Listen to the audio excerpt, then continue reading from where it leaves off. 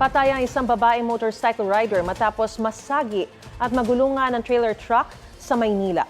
Paliwanag ng truck driver, hindi niya napansin ang babae. Ngayon ang balita si Jomer Apresto. Buhay na wala, hindi naman namin nahabol yung pera eh. Justisya, kailangan namin. Emosyonal na humarap sa GMA News ang kaanak ng 26 anyos na si Nery Joy Matias. Siya ang biktima sa isang viral post online na namatay matapos ma-hit and run sa Mel Lopez Boulevard sa Tondo, Maynila gabi nitong Lunes. Ayon sa pinsan ni Nery Joy, kinailangan nilang i-post ang nangyari sa biktima dahil wala silang makuha na CCTV footage sa pinangyarihan ng aksidente. Lahat ng footage, naghanap kami pero wala talaga.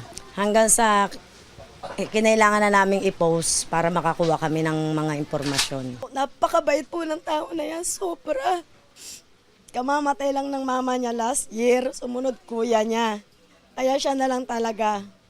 Siya na lang inaasahan. Tapos ganito. Batay sa investigasyon ng Vehicular Traffic Investigation Section ng MPD, papauwi na sana galing ng trabaho ang biktima sakay ng motorsiklo nang masagi siya ng trailer truck. Sumemplang daw ang biktima at dito na siya nagulungan ng truck na agad niyang ikinamatay. Makalipas ang 2 araw, natunto ng pulisya ang driver ng truck sa tulong ng isang motorcycle rider na nagsilbing eyewitness. Ipinresenta kay Manila Mayor Isko Moreno at sa pamilya ng biktima ang driver ng truck.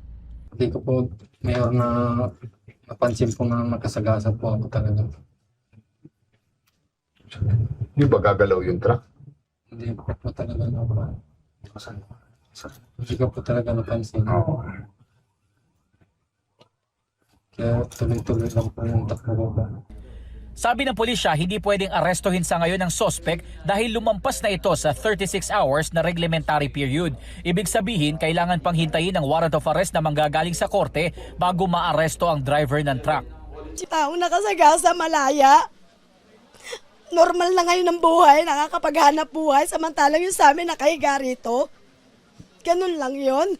Umaksyon sila nung nag-trending na eh. Kaya talagang lalagpas talaga. Humihingi po kami ng tulong. Mabigyan kami ng abogado. Pababasa namin kung tama ba yung binigay nila sa amin. Hindi po kami satisfied na hanggang dun lang. Iginit naman ng pulisya na agad silang umaksyon matapos malaman ang nangyari kay Nery Joy. Napagalaman naman ng mga otoridad na dati nang nasangkot ang sospek sa kaparehong insidente.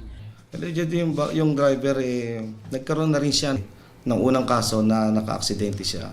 Ganun din. Na namatay din. Nakita rin namin sa CCTV na nagmamadali itong truck na ito.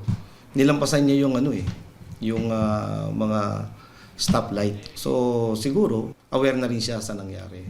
Sinampahan na ang sospek ng reklamong reckless imprudence resulting in homicide and damage to property. Sinusubukan pa namin makuha ang panig ng driver ng truck at ng kumpanya. Naikipag-ugnayan din kami sa LTO. Ito ang unang balita. Jomer Apresto, GMA News.